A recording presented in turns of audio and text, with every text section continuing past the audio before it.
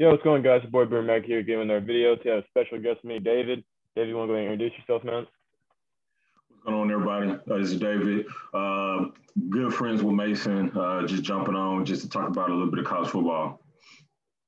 All right, so let's go ahead and dive into it. So, for anyone who didn't know, because I made a lot of videos right now on my channel about this topic, and also seeing how probably I said about a good 90% of my fan base is probably OU fans. Oklahoma and Texas have made it official. They will be accepting the invite from the SEC. So let's go ahead and just backtrack to when this first happened. So about a week ago, last week, I would say around Wednesdays when the news dropped at SEC Media Day with A&M. Like I said, David, I don't know if you were paying attention to that. I don't know if you were there that first day it dropped, but it's kind of weird how all this happened. This all happened at SEC Media Day while A&M was the team up next to talk. I'm talking about as soon as Jimbo Fisher's about to go on stage, it dropped. And the reason why it's so funny and it's weird is because A&M had a problem with this from the get-go, and understandably so. They want to be the only team in the SEC from Texas so they can have that recruiting pitch, and then they're taking all that money. Also, not to mention, from what I'm told from people I know that follow the SEC very, very closely, it is very, very weird and not normal for an athletic director to be at an SEC Media Day from any of the schools. And it's weird how the athletic director of A&M was there and already was ready to speak on the story when the story dropped from Houston Chronicles. And the guy that reported on it is actually a leaked reporter with A&M. So he follows A&M, and he leaked it. So what do you think? Let me ask you, do you think this is coincidence, or you think A&M is the one that found it and leaked it? I think it dropping on the SEC Media Day. I mean, that was really by design because, as you and I know, this has been talked about for the last couple months. And what other better time to bring it out during the SEC Media Day? Just so happened, I think Texas A&M found out about it at some point and kind of started making a little stink by it. I mean, honestly, I'm surprised that it got passed through 14-0 because I thought any team that would object to it would be A&M because throughout this whole process, they've been one of the most outspoken ones that they did not like this. They did not want Texas in because they wanted to be the only Texas school in the SEC. So honestly, I think they just found out about it. You know, this has been in the works. I think it dropping during the SEC Media Day, that was by design. I just think they just found out. So, you know, good digging on their behalf, you know, having people that's close to it that kind of spilled the beans to them and kind of got out front of it. But I think it's by design anyway. So I don't know if you saw the story, but there was a story out there that the SEC was going behind A&M's back talking to OU in Texas. And this has been going on. You said what? Well, I think they had to because, you know, A&M and Missouri being in the SEC, I mean, they hadn't been in there for very long. So, of course, you don't want to start pissing people off. And with them feeling so strongly about it, I mean, come on now. You knew if they would have found out about this a long time ago, they would have blew it up and all this other stuff. So to keep it under wraps, they had to go behind their back. They had to, you know, kind of wiggle around them. Make no mistake about this. A&M is pissed. A&M is not happy about this. Even though they voted for it, trust me, they don't want to. You know, 100%. Anyway. Yeah, 100%. I guarantee what happened was Greg Sankey told A&M, we're going to get you more money. Because, hey, I don't care what anyone says. Money talks when it comes to universities. Money talks when it comes. I guarantee Greg Sankey sat down, the athletic director of A&M, and said, hey, listen, and the president of A&M said, hey, listen, at the end of the day, we benefit from this. You may not like it. I guarantee I think the conversation was like, tough shit if you don't like it. That's what I think it is. That's why I think I don't think he said just like that. I hope not, at least. I think he paraphrased it a lot more respectful than I did. But that's how I think the conversation went down when A&M and Greg Sankey talked about it. And just overall, I mean, at the end of the day, if I'm Greg Sankey, do I really want to lose these two brands? Because either way it goes, OU and Texas, both schools are out. There was a partner dealership. They were out. They were shopping. And it's been known that the Big Ten and the ACC, or the ACC especially, reached out to OU in Texas. They were shopping. It wasn't like this was just like we're only going around. I bet you the SEC was like a top of the list, but they weren't just holding their breath saying, no, if we don't get in the SEC, we'll stay in the Big 12. No, Oklahoma and Texas was leaving the Big 12 after this contract in 2025.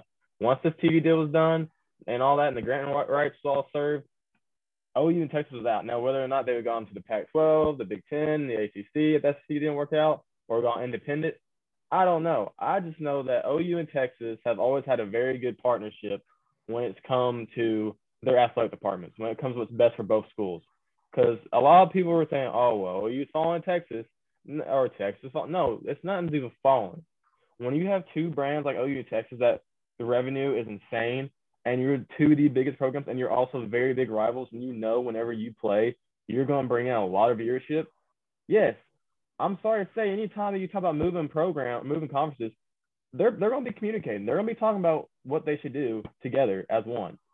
Because I'm telling you now, if Texas would have gone independent and Oklahoma would have gone to the SEC, that wouldn't look right. That would not look right. Uh-huh. And I don't know how you feel about it. If you can touch on this if you want.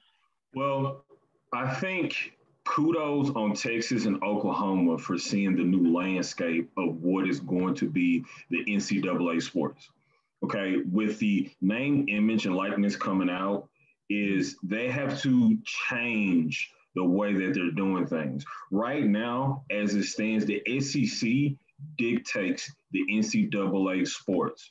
Mm-hmm. Because with them adding OU and Texas, Bama, LSU, Auburn, Florida, the SEC runs NCAA sports. So kudos on Texas and Oklahoma seeing that beforehand and saying, hey, we need to do something about this. This is a recruiting pitch. This is a money pitch. I mean, all the above. So I don't want to hear this, so-and-so's falling, so-and-so. No, dude, this is about business. This is about money. And a lot is going to follow coming from this. Make no doubt about it. A lot of other teams are going to start seeing the way that the NCAA sports is going to be laid out. Hey, you better jump on board or you're going to get left behind, seriously. And then your recruiting is going to be affected. Right? Think about it. If I'm coming out 2023, 2022, who am I looking to go to school at? Where am I looking to go to school? It's going to be an SEC team because with them joining ranks with other powerhouse teams and other powerhouse teams trying to join in, bro, it's all about money right now. Yeah. And easily. And just to kind of touch on this real quick, if I'm a recruit and it's already like, when OU and Texas come to your house, or I guess when you had a Zoom call with them, I guess, now because of COVID. But let's just say, figuratively speaking, because now they're able to see the recruits. If OU and Texas are in your house and you see those two brands alone, not even talking conference alone, those two brands catches a recruit eye.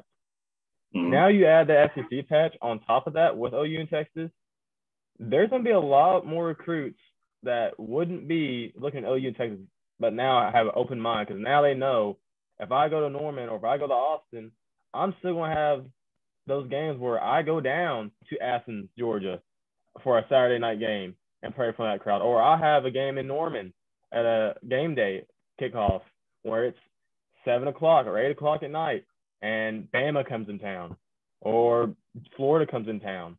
Or better yet, you go down you go to Tiger Stadium out in Death Valley in Baton Rouge. Now you can sell that if you're OU in Texas. And that's why I think A&M's a little pissed off about this right now. It's because now they don't have that recruiting pitch. Now, granted, I'm not saying A&M's on burning ground. That's not true. This is not the same A&M program that was before the SEC. They've stood on their feet, and they've learned to walk. Now, though, you don't have that SEC pitch. Now you got to go recruit against Stark and Lincoln Riley, whose both staffs have done a very good job in this 2022 class on selling their program and their pitches. Now they can sell, hey, legally 2025 will be in the SEC, but I can almost assure you that 2022, 2023 will be in the SEC, and you'll be a part of that first class that gets to experience that transformation with us. They can sell that, and I can guarantee you a lot of recruits would love to be those first freshman, sophomore classes that get to experience that for OU in Texas. Yeah. Dude, I think what next year's recruiting class, I mean, top five is going to be all SEC teams. Make no doubt about it. Ohio State, Clemson, unfortunately, they're going to have a very hard time recruiting because of the name, image, and likeness. Hey, if an SEC team comes to my house and sitting on my couch talking to me and my son about coming to play football, then I got teams like Clemson, I got Ohio State. Let's say I got somebody from the Pac-12. I'm looking at them like, hey, all y'all can go piss off. I mean, honestly, because where's he gonna make the most money? Hey, Texas is cheaper in the South than it is on the coast. Okay, so yeah, we going to SEC school. That's yeah. how it's gonna work. That's how it's gonna shape out to be. And you gotta look at it this way too. And I've always said, when it comes to name, image, and likeness, when it comes to all this, yes, the USC's, the Miami's, and all those type of schools can make a lot of money, like because the city. But at the end of the day, when it comes to schools like Tuscaloosa, Norman, Athens, Austin, they may not be as big as an LA or Miami, like the city wise. But the Yeah, thing is, those cities, those college towns, love those programs. And I guarantee you, they will throw money at kids that they think can outreach their best, especially right now. With what's going on with COVID, how many businesses are hurting? They're going to be grabbing these kids up like it's nothing. Even the kids are not even star players. Look at Bryce Young, Bama's new quarterback, the 5-star kid yep. from Haven't, modern day. haven't played it down yet. Already making, Nick Simpson, he's already making a mill. And that's not in New York or LA. That is in Tuscaloosa, Alabama. What is Yeah, in Tuscaloosa that is important besides yeah. Alabama football and sports? Nothing. So if It I'm, has to be like local stuff, yeah, the local business is going to play a promoting their big businesses. role. Yeah. So Oh yeah, yeah. no, I agree 100%. If I had a son that was a top 300 recruit in the nation, I'm not gonna lie, I would try to steer him to go SEC, stay in the South, Right. because in the South they're going to take care of you. It's football. You are going to be taken good care of from the schools and the local businesses. More than you put out west. You go to USC, you got the LA Rams, LA Lakers, LA Clippers, the Dodgers, the A's. You go out there to California, you go to Miami, you still have Florida State, Florida, Miami Dolphins, Miami Heat. There's so many other brands out there that other small businesses will try to get involved with. Then if you go to Norman, Tuscaloosa, Austin, and I guess you could say the Dallas Cowboys, but when you get to the city of Austin, I'm pretty sure everyone knows that Longhorn players are going to be making a lot of money now, especially the SC move. And, Yeah. Baton Rouge, only thing Louisiana has really is the Saints. And let's face it, LSU is the team at Louisiana. That is their team. I think they're big. They have a bigger fan base in Louisiana than the Saints, hands down. I think. So It's close. It's close. it's close. It's It's close. probably definitely close, but I'd say LSU. We're the same, pretty much. Yeah. Like if you root for the Saints, you root for LSU, and and vice versa. So let's Yeah. shift gears a little bit. So let's talk about, me and you talked about this before. With you adding two, at some point, do you think there needs to be a reduction in the SEC, or do you keep adding teams to it? It depends on how, because the thing is, the landscape of college football is going to change. There's no doubt about that. There's no ifs or buts about that. But depending on how things check out with the other conferences, if let's say the Big Ten decides to expand, which is very hard for them because they're very, very big on academics that we were talking about earlier. Let's say they add a Iowa State and a Kansas. Mm-hmm. So let's say they add those two schools to the Big Ten. Then you turn around and look at the Pac-12. They add Texas Tech, TCU, and Baylor. I don't know how likely it is they add TCU and Baylor because those are religious-based schools. And I don't know if you know this, but the Pac-12, they're not very big fans of religion-based schools. Don't know the reason behind that, but that's what my understanding is from talking to other Pac-12 guys I know that are big fans of Pac-12, so they don't accept religious schools usually. So we'll just say they make a rule then and they accept those three schools. So you move those three schools over to Pac-12. You move Kansas and Iowa State up to the Big Ten, and then Oklahoma State I feel like eventually would get to the Big Ten. I think the Big Ten would work with the Oklahoma State with the folks and get them in. So then you have Pac-12 expanded, you have Big Ten expanded. Then it comes down to the ACC. And if Notre Dame decide, which Notre Dame's gonna have to join conference now. It's just not if, it's when. But let's say for some odd reason they ended up going to the Big Ten. Let's say that for some reason they end up going to the Big Ten instead of the ACC, which they have a contract apparently that states that they ever join conference, it would have to be ACC. But let's say they do what OU and Texas are doing, where they buy it out and decide to go to the Big Ten. If I'm the ACC, I don't know how you stand. You're going to have Florida State, Clemson, Miami, North Carolina, all these schools kind of worried, panicking, like the rest of these other 8 teams in the Big 12 are doing right now. They might be trying to play it cool, but in the university, they're not playing it cool. They are panicking. They are running with their heads on fire. Yeah. At that point, I think I'm the SEC. I look into taking Clemson and Florida State. Florida State wanted to join the SEC before they got into the ACC. That was the goal. But with Florida didn't want them. You know, a lot of the schools inside the SEC don't want in-state schools with them. So the Florida doesn't want Florida State, and A&M doesn't want Longhorns. Who else is there? Which is weird because isn't Alabama and Auburn both in Alabama? Which is crazy to me how that works out. But a lot of schools don't think they were ever really against it either, though. Yeah. I mean, that's good for Alabama because, I mean, that's a in-state rivalry. I mean, that game is just absolutely ridiculous. Every year. Yeah, the Iron Bowl. I mean, it's just freaking ridiculous. But, yeah, I see what you're saying. But my concern is, okay, so with, like, the ACC, I mean, outside of Clemson, I mean, they're going to get just left behind at some point. So they either need to do some realignment. The SEC is going to have to do some realignment, especially if you talk about, you know, gathering up some more teams and coming into the SEC, but you still have the bottom of the pack teams that, I mean, honestly, the way I see it going, any other realignments in the SEC is going to be a reduction and not add more teams in. Because why would I add more teams in when I got somebody like Vandy and Kentucky just staying around? No, I'm sorry. Hey, whenever the media rights contract is up, hey, y'all may want to find another conference. So what do you think about like a reduction in the SEC to bring in better talent versus, you know, keeping the bottom of the barrel? You're talking about like taking teams out the SEC that don't really provide that athletic. Yeah, they don't provide. Yeah. All right, so I don't know because it's hard to say, because if you look at the money wise, Vanderbilt brings in a good amount of money from their academics and their baseball team. So, and that'd be one program you would look at. Arkansas has Jerry Jones and Walmart money. And I think that you don't kick Arkansas out just because they've been a long time member. They've had their years when they've been successful, and they have all that money. And to be honest with you, I think Arkansas in the next 3 or 4 years could be a respectable football program again. Top 25 team like Oklahoma State is with Sam Pittman. Mississippi State, maybe. I think maybe you think about kicking them out, maybe. I don't think it's going to come to a kick-out situation.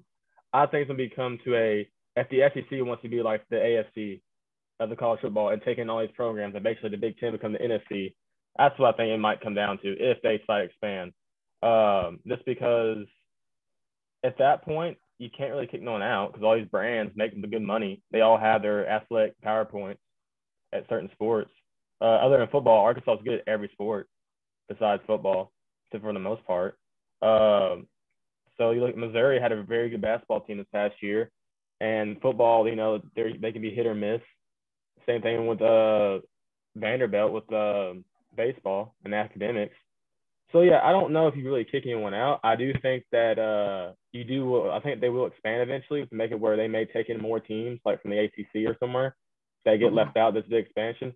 If the Power Four conferences don't hold up, which I think the landscape would be a four mega conferences. I don't think you're gonna have a AFC, NFC type of deal with college football where the Big Ten takes the other half and the SEC takes the other half. I don't think ESPN, because I'm gonna be honest with you, ESPN has a bigger hand in this than a lot of people want to say. I think ESPN is like the new NCAA. Right. The way their hands are on everything right now, and it's the more and more you hear about this whole conference realignment thing, and the ESPN some way involved, shape, or form, I think that they are in line to be the next governing body, if not SEC. I honestly do. They have their hands in so much of college football right now in the landscape, and they're messing with it. Now, if it's good or bad, the future will tell. I don't know if it's going to be good or bad for college football, but I really do feel like ESPN is the next governing body, and I don't think they're going to let a mega two conferences happen. I don't think so. I think they know at the end of the day, college football is known for having multiple conferences, and you need to have more than two. And I think that's when you have whether or not that's the Pac-12, Big Ten, American, and SEC, which I think the American become a Power 5 or a Power 4, because if you add in those Baylors, TCUs, Iowa States, I think they can end up being one of the Power 4s if the ACC dissolves. So, so no, I don't think there would be a reduction. I think there'd be more of expanding, if anything. Okay. Yeah, that's just, like I've talked to multiple people, and they've why don't we put this person here, take this person out, or let's say you do a Power 4 conferences, do other teams decide to say hey, my bread isn't buttered here, maybe I go over here, in X, Y, Z. Who knows? This is all new for everybody, so it's just one of those things we're just literally just going to have to wait and see. So let me ask your opinion on the pod system, because if you know the SEC, they're talking about getting rid of the divisions. SEC Network was talking about this on their network when this stuff was just rumors. It wasn't official. No invitations didn't send it out yet, so you knew that this was happening. The SEC Network was talking about it beforehand, before the invitation to SEC got extended out to Oklahoma and Texas. So you'll have 4 pods. One of the pods that I've seen a lot was one pod where it's Oklahoma, Texas, Missouri, and Arkansas in one pod, where they play each other every year in that pod, and then they'll have 2 other pod games. So so let's say you play your Arkansas, your Missouri, your Texas every year. Then you get 2 teams from the other pod, which could be a Kentucky from the other pod, or Alabama from the other pod. So basically, you just rotate those 2 over and over and over, and then you have your 2 or 3 non-conference games, which depending on who you schedule is how good those non-conference games are. So you have one with Missouri, Texas, Oklahoma. That's one pod. You have Ole Miss, Mississippi State, LSU, Missouri. Then you have Alabama, Auburn, Tennessee, Georgia, which I think Georgia would end up going to the other pod with Florida. I'm just reading this right now off the website. I've seen so many different ideas, but one pod that I do know for sure that should happen is the Texas A&M, Texas, Oklahoma, Arkansas pod. Right. With the pod systems, that's what I've been hearing about the most as far as how to make this whole thing work. Because with you having so many teams within the same conference, okay, what's the best way to break it down so everybody is kind of getting their fair share and playing against everybody? I mean, that seems the only logical way that I've heard of so far of how this whole thing is going to work. I do like the pod system. Then, after the pods, you go to, the SEC championship and X, Y, and Z. I think that's pretty much about the only way that's going to work, because with them playing like 11 or 12 games in a year, I don't know if you look at expanding, add more. I mean, the NFL is doing that. I don't think it'll happen that way, because it's only so much to go around. I think the pod system as it stands right now, I've heard the same pod with the same 4 teams that you threw out already. To me, this seems like the only logical way to do this right now. Then with the expanding of the playoffs, so people are not getting so burnt out before the playoffs as well. Because no doubt about it, I mean, the SEC is already tough as it is. Now you're talking about adding 2 more powerhouses to that. And I mean, that's, whoever comes out of the SEC with you adding 2 more powerhouses is likely the national champ. So the funny story, I was reading something, I can't remember what I was reading. So when all this dropped, Bob Bowlesby, who is the commissioner of the Big 12, they talked about how he figured out the news of Oklahoma and Texas. He didn't know anything about this until it got released from the Houston Chronicles. No one knew anything about this. No one but Really? I think SEC. Yeah, apparently no one knew anything about this but SEC, Oklahoma, Texas, and ESPN. Those are only four, from my knowledge. Not saying that's what happened. I'm just saying from my knowledge. But I can say that I know this. I know no one in the Big 12 knew about this. Like commissioners, schools, nothing. So apparently he was on a plane. He's getting on a plane from Kansas, visiting Kansas campus, and he gets on the plane. He touches down to where he needed, wherever he goes. I imagine somewhere in Texas because that's where the Big 12, I'm pretty sure, is. He touches down. He gets off the plane, looks on the phone. He says, and all you just see is just a spam on Twitter of Oklahoma and Texas reached out to SEC. And I can only imagine the heart drop in his stomach when he saw two of his biggest brands that hold a conference together talking about leaving to go to the SEC. That It's must like, have been holy hell, fire that jet back up. Let me get to where I need to go now. He's like, oh my God. That's a big issue. I don't know if you've been paying attention to this, but they had an emergency athletic director meeting like the day after all I got announced. Oklahoma and Texas were invited to it. All the schools showed up, and apparently from what I'm hearing from one of my buddies that follows the situation very close and he knows sources, he was telling me the meeting was very, very, very tense between all the schools. Like, it was very tense. You can tell a lot of athletic directors were not very happy because they didn't know anything about it. They didn't even have heads up. And Oklahoma and Texas didn't even show up. That was a big red flag. Why would they? Exactly. And that was a big red flag. And that's when you knew that this was it was only deal. tense. Like, it was only tense because nobody likes to be left behind. I mean, literally, the SEC caught the whole NCAA with their pants down and you know what in their hands by making this move. Now, I'm telling you, I kid you not, every other conference is thinking, okay, how can we adjust to match what the SEC is doing? Because they know that they're about to get ate up on recruiting. They know they're about to get ate up on dollars in TV deals. Okay. Oh, yeah. Everybody's scrambling right now. Watch. Here in about the next couple months, we're going to start to hear of a lot of realignment. And honestly, you got to, because with the football season coming up here very soon, I mean, a lot of this stuff may get pushed back because you don't want to interfere with, you know, with the college season itself. But then after that, oh man, stuff is going to start flying. Make no mistake about it. Right now, there's some back deals. There's some backdoor deals going on right now. Oh yeah, 100%. So let me ask you this real quick. If I'm, let's say, the Big 12 refs, do you think that they'll be throwing a lot of weird flags on OU and Texas this coming season? I would say no. I would hate to think that any refs would be that freaking petty. I mean, Big 12 refs, I mean, they ref for other conferences. They may have a choice to go to this bowl game or that bowl game, whatever, you know. And then you don't want to be that ref that they find out that is being that freaking petty because they're going to destroy you. I mean, make no doubt about it. Oklahoma and Texas will destroy you because they're not out. They're out, but they still got to play. Okay, so let me ask you this: how early? And then regardless of what penalties they throw, whatever, I mean, you still got to be able to work around. I mean, bad calls happen all the time. So let me ask you this then real quick. When do you think the earliest this deal will happen? The move? For next season. Next season? Next season. I think so too, because here's my reason behind this. Legally, they have to, so anyone who doesn't know this is watching this.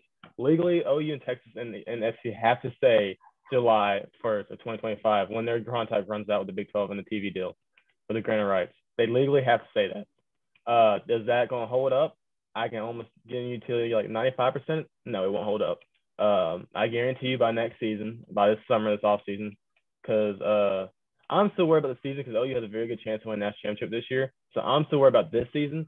But I guarantee you when the offseason comes around, you're going to see a lot more legal stuff get involved with lawyers and all that. and there's going to be a way where they can get him out that contract. There's a lot of loopholes, in my understanding. And also, not to mention, you got to remember this. With the Longhorn Network that Texas has, so ESPN still officially owes Texas $160 million. Both OU and Texas Valley is $80 million. ESPN can easily, because this is going to be the best for their business and money. ESPN can easily hand Texas that $160 million. Say, hey, use this for you in Oklahoma for your grand rights deal, so you can get out. Pay the $80 million for each school and get out and move to the SEC and make that back in easily about 3 years. Yeah, if it takes that long, I mean, there's gonna be a lot of dude. I know I'm watching every SEC game when that move happens. I mean, so they're gonna make a lot of money. Every Big 12 game. Freaking people. Yeah. So as far as the whole legal contracts and stuff like that go, like I say, I don't know what kind of loopholes and stuff like that they got right now. So as it stands, is 2025? Yeah. When all this stuff actually ends. So I mean, Big 12 could have them by the balls, as far as that. Like I said, I don't know any loopholes, anything like that. I mean, as it stands, they got an agreement, they got a contract. There's ways around it. We all know there's ways to finagle a lot of that stuff. Certain people start paying off and then you got ESPN behind a lot of it. They can get a lot of stuff going too. They can start paying stuff off so they can make that switch a lot sooner. But I think as far as next season, because I mean, hey, we're in August right now, right? I mean, people are going to start reporting back to school here in about the next, couple weeks, for camp. Yeah. And so it's pretty much done for as far as this season. But next season, I think that's when stuff really starts rolling. Okay, so we're going to use this for the final topic. Where do you think these Big 12 schools, the rest of these 8 schools go when OU and Texas finally get to the SEC? What do you think happens to the Big 12 conference? Do you think it dissolves? Do you think it stays together and they add 2 teams like Houston, SMU? Or do you think they all go their own way? And if so, where do you think some of these schools will go? So let's do a list here so we don't forget anyone, because I know we'll forget someone, knowing me. Let's see here. Big 12 schools. It should be Baylor. Let's see here. So we'll start off with Baylor. So I don't think the Big 12 is going anywhere. I think the Big 12 just has to adjust as far as who they bring in. Mm-hmm. Without Oklahoma and Texas, the Big 12 is extremely weak. Extremely weak. And they lose a lot of money.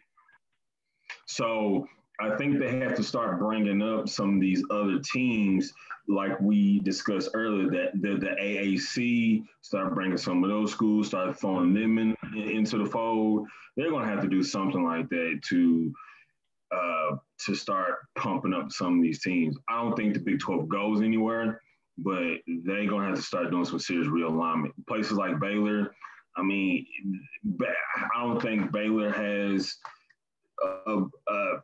a picking of where they want to go, so I think they stay. Okay. So next after that, let's say, so for argument's sake, so you think the Big 12 will stay together. I think the Big 12 will dissolve just because I think schools are going to get real froggy and jumpy because they're going to be worried about what Bob Bowlesby's going to do next. And I think all these schools end up jumping ship and it's going to dissolve the Big 12. So for argument's sake, we'll say it dissolves and say, the conference dies. Teams need to start figuring out new homes. I think Baylor ends up going to the American. I don't think the Pac-12 will accept them because they're a religious-based school and how they feel about that. I don't think they can get in the Big Ten. I don't think it'd be a good match. So I think the American Conference. Okay, so would the American even want Baylor? I mean, because do you want to say who's in the American? I mean, you have teams like Houston, SMU, Temple, Memphis. Baylor would automatically be the front runner in that whole entire conference from day one. I mean, it's hard. It would be extremely hard for any of those teams to even shoot out with Baylor. It would be extremely hard. You think I don't know. I feel like SMU, Cincinnati, and UCF would give Baylor a run for their money, especially Cincinnati. That Cincinnati team, I think, would probably rail Baylor. SMU, I think they give them a run for their money, and UCF.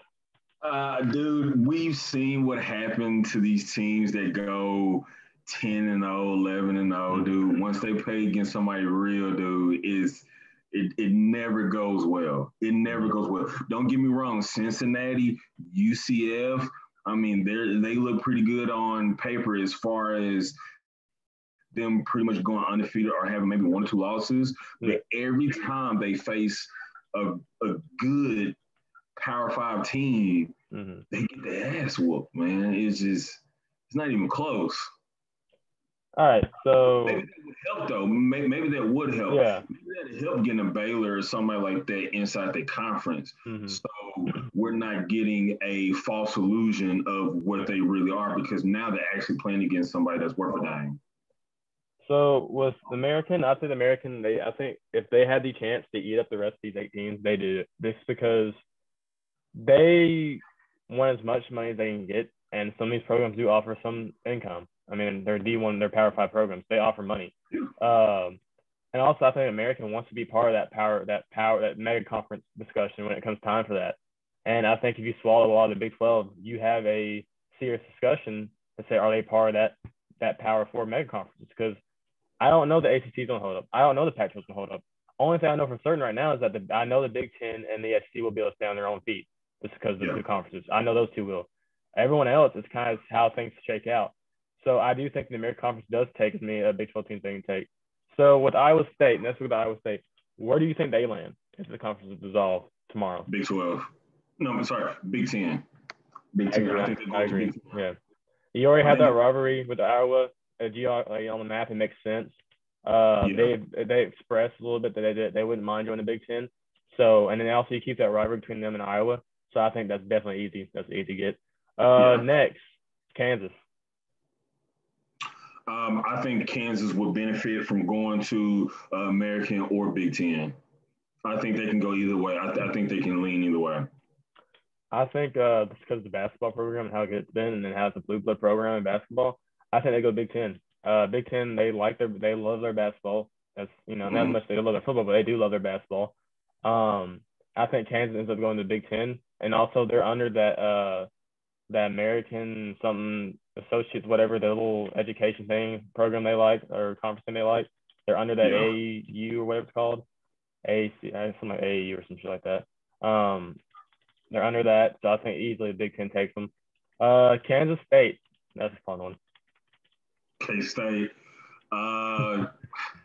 Again, I think they can go either way. I think K-State would probably benefit more from going to the American. I think they go to like the MAC or Mountain West or something crazy. I don't think they can make the American. I don't think they can make it to the American. I don't care where they go. Exactly. That's not one. Yeah. Next is OU. I mean, we all know where OU is going. Oklahoma State. Oklahoma State. They have to go somewhere like the Big 10. They have to. To me, they're too good. I mean, if you look at them, after OU and Texas, the next attractive brand is easily the Pokes. Easily. I mean, look at what they've done in football. Consistently, they're a top 25 team in football. Basketball, they were ranked this year in top 10 with Cade Cunningham. Softball, they're very, very competitive. Baseball, they're usually pretty competitive too. All around, they have a very, very, very good athletic program. I think if I'm the Pac-12 or if I'm Big 10, I really look into them. I know Oklahoma State's reached out to the Big 10, and there is mutual interest between them and the Big 10, even though they're not under that association with their education board. But at the end of the day, I think Oklahoma State goes Big 10. No, I don't disagree. Yeah. I don't disagree with that at all. So next, TCU. Dude, this is a tough one, man, because I really like TCU. But TCU, they're fringe school. They can be really good, but if you throw them in a conference like a Big 10, they'll get swallowed. They'll get swallowed up. Don't get me wrong, though. TCU puts out really good talent. I mean, every year they have multiple people on both sides of the ball that goes into the NFL. It goes first, second, third rounds all throughout the draft. But I think they benefit better from going to the American. I think they go to American, and it sucks because I feel so bad for TCU.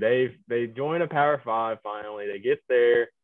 They do very, very well. They actually 2014, I think, should have been in the playoffs with Boykin, the quarterback Boykin. Easily should have been in the playoffs. I think they won the whole playoffs they got in that year. They were very, very competitive. And just I feel bad for them because, I mean, at the end of the day, they came in the Power Five and just ran. Just hit the ground running. They're very good at – they used to be very good at basketball the past a couple years ago. They were a very good basketball program a couple of years ago. Baseball, they're always – ranked top 25-ish. So, I mean, they're a very good athletic program overall, just like Oklahoma State. I think Oklahoma State's more consistent than TCU, hands down. But when TCU's on, and they're a hard team to beat. Actually, this year, I think they're going to bounce back this year. I think they're going to have a good football season this year. And then the last couple of seasons, I mean, they had a couple of people going into the first round of the draft. Yeah. Second and round. It wasn't like TCU was bad. TCU wasn't bad the last couple of seasons. They just weren't the same TCU. They were still a respectful program. You knew you came into, the Fort Worth or whatever, you had a battle in your hands if you went to TCU or they came to your house. You knew you were going to have a battle. So it wasn't like they weren't competitive. It's just some games can swing their way like it usually does. Next, we have Texas. We know where they're going. And can we talk about, is it weird how these past weeks, OU and Texas have been holding hands, the fan bases, just railing A&M. It is the most weirdest, I've never thought, it is the weirdest situation I've ever seen on social media. I love it because I hate A&M. I think they're holding hands right now because they got a common enemy, and that is, Texas A&M. So, I mean, it's going to change. But that's not going to last for long. It's going to change when October 9th hits in the Cotton Bowl. That's not going to last for long. Yeah. I mean, they're going to get back to the hated Red River rivalry. I mean, real quick. And then, but I'm going to tell you straight up, when Texas goes into College Station or College Station comes into Austin, woo, that's going to be some bad blood there. Do you think you'll hear SEC chant? Do you think this year, the Red River game, you think you'll hear an SEC chant from both fan bases in the Cotton Bowl Stadium? Oh, yeah, of course.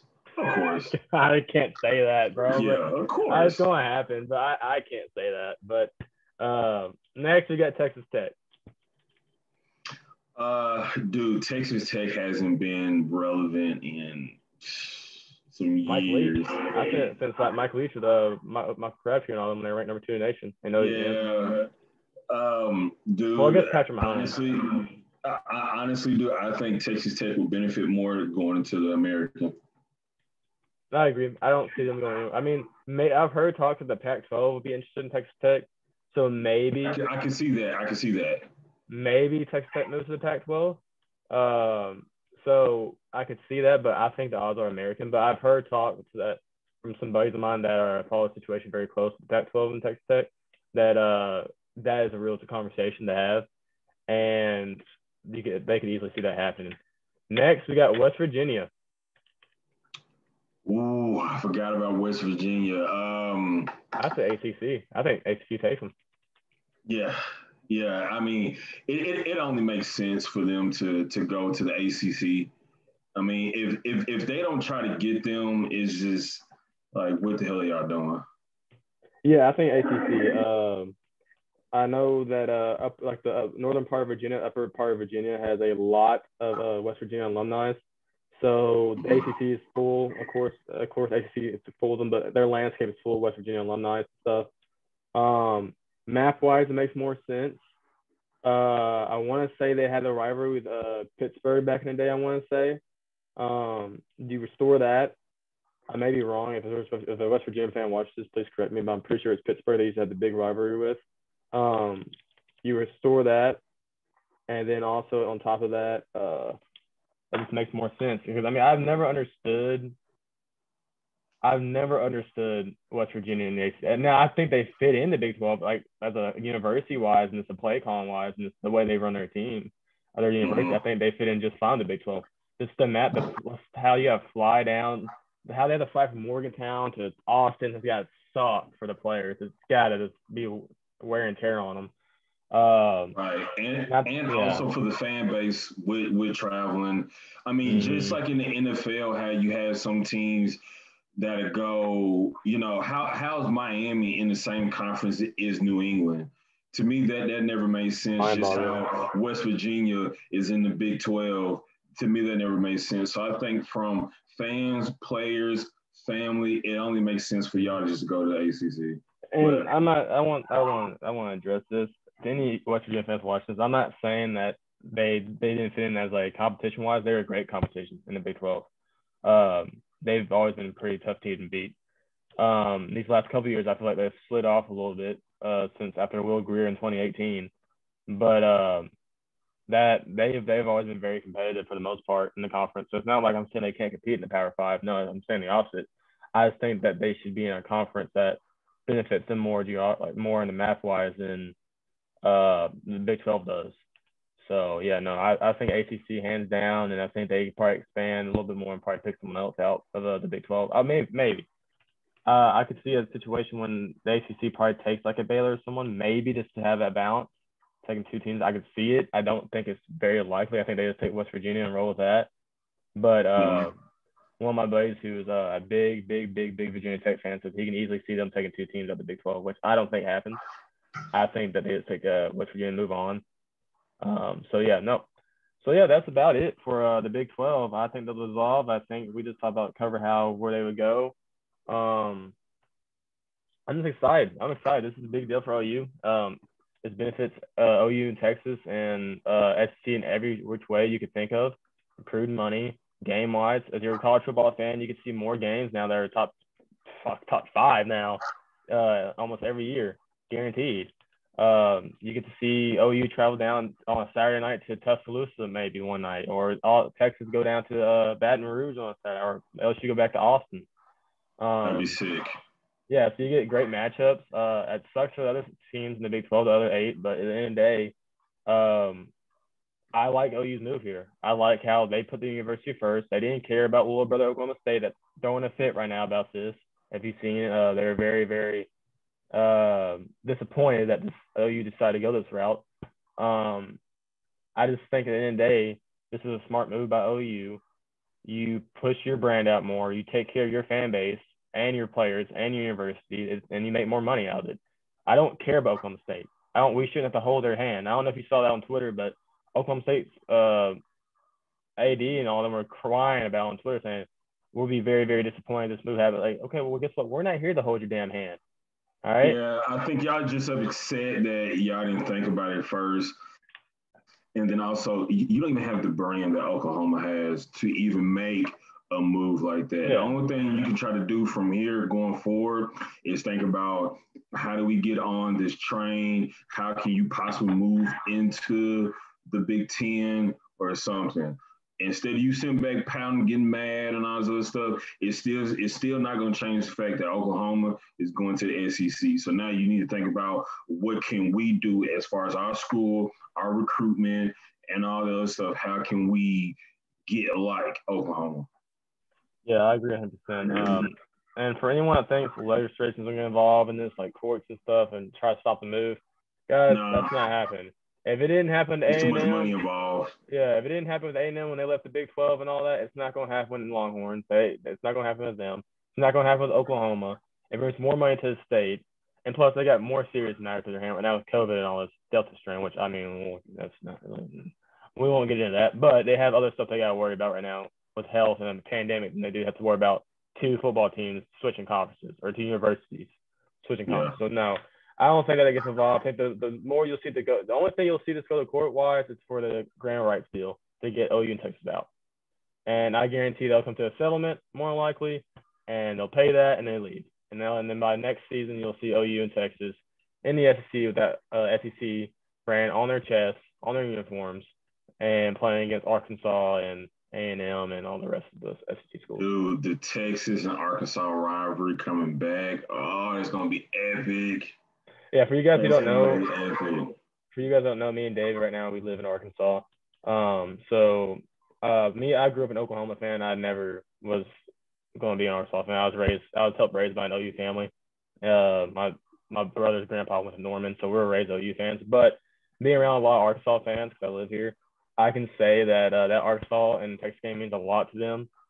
Me, Yes. like I said, we play Texas every year.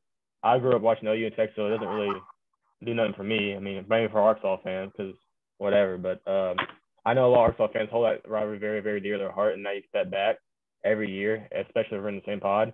So you just restore rivalries. Also, I'm excited that we get to finally play Bama. There's a little In rivalry the there. regular season game, Yeah. in the regular season game, There's granted it probably won't be every year. It'd be like every 2 years. Maybe we'll probably be cross pods or divisions, however they choose to do it.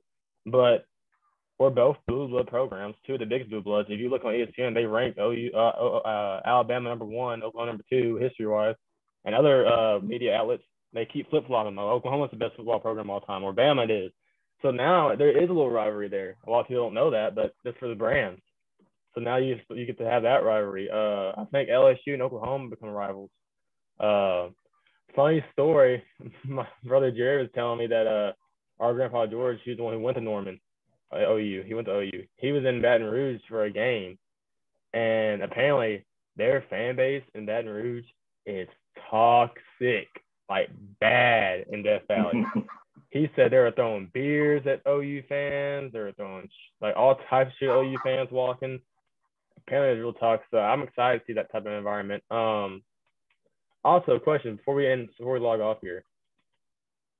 How do you think these away games for OU and Texas are going to be in the Big 12 this year? Do you think there'll be a lot of emotion from the fans, from other programs and other teams? Yeah, dude, I think a lot. So from what I'm hearing is the Big 12 fan base, they're not too happy about this.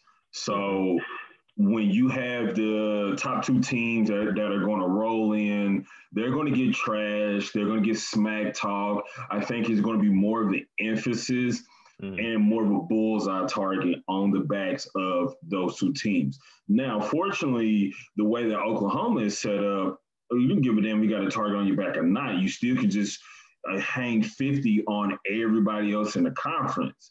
Texas maybe a little bit different. But hey, I mean, it's going to be a lot of hate. It's going to be a lot of hate. You know, a lot of people don't like change. A lot of people don't like that. You know, hey, these two teams are leaving out. And what is it going to do to our program? X, Y, and Z. But I think it's going to be more of an emphasis this year on beating the butts of Oklahoma and Texas. But the way Oklahoma is set up, good luck with this shit. Yeah, no. So when this happened, I got a text from my buddy. He's a big Texas Tech fan. Sends me a whole damn paragraph, like a bad like we just broke up. I'm reading it. He's cursing. He's like, y'all would find a way though. It's up for everybody. This and this. You in Texas? Yeah. He was pissed, and eventually I got on the phone to calm him down. It was like Big 12 fans are just devastated by this. This is like bad. Like. I think OU Texas? Yeah, and I can understand it too. I mean, that's like Alabama and LSU leaving the SEC. Well, my thing is, and they're SEC fans won't be too happy about that. They say like, oh, we should. Well, what are we supposed to say? No matter, nothing was confirmed. What we supposed to just come out to the Big 12 and say, hey, we're talking to SEC, even though nothing's been confirmed. There's nothing we could really do. I mean, at that point, maybe we should have given Bob Bowlesby a heads up. Maybe I think we should have probably done that. But telling other schools, it ain't your damn business, really, honestly, at the end of the day, what we're doing. And honestly, it's not the conference business. But at the same time, I do think we don't owe the Big 12 shit. I can say that right now.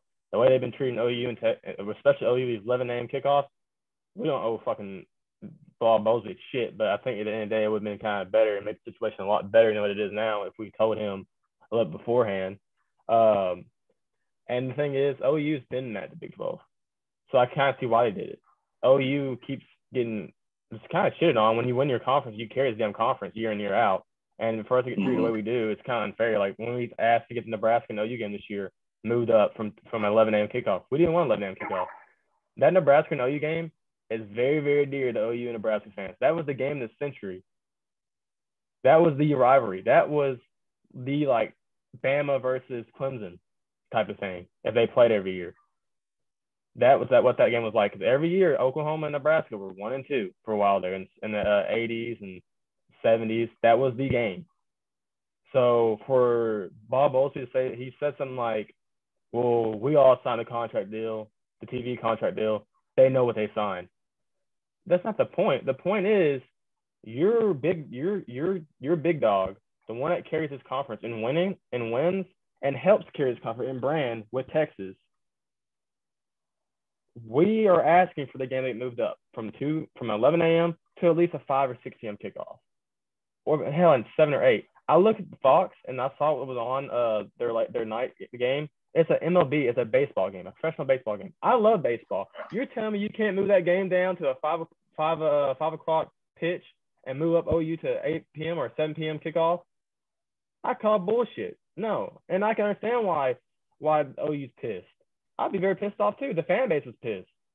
Yeah. So, yeah, like if you have a game of that magnitude and you're going to have it played at 11 o'clock when you can flex it to a later time period, yeah, of course you want to do it. I mean, it just makes more sense because, I mean, hell, more people's going to be up. More people is more prone to watch it than 11 o'clock game, especially on a Saturday during when other people have other stuff going on too. If you stretch it to later on in the day, more people can watch it. It's just – them trying to play hardball, with, nobody's bigger than the conference, right? That's kind of the attitude that hey, nobody's bigger than the conference, so we're not going to work with you. Shit, apparently Texas is. They have their own damn network. Our conference doesn't even have a network. So apparently Texas is bigger than the damn conference from what I see from Bob Bowlesby. Yeah. So, I mean, yeah, no. At the end of the day, it is what it is. I think he was trying to flex his muscles a little too much in that situation. Now it backfired. I think that's what it was. And it backfired now. I think that was the last straw with OU, and Texas was probably already getting planning on leaving too, because probably got tired because Texas kind of gets a little disrespected too now, from the Big 12 a little bit. Not much. They're still the favorite child because of the brand, but there were some instances in media days and stuff I saw where Big 12 did kind of do Texas dirty. So I think Bob Bowlesby was trying to flex, backfired. Now you got this situation in your hands where I think you're going to lose your conference. You're going to dissolve.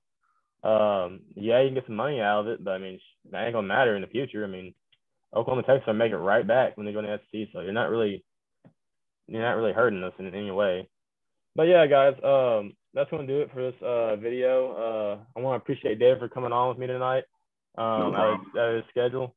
Like I said, I'll probably post another video again sometime, guys, and just talk about season predictions for OU.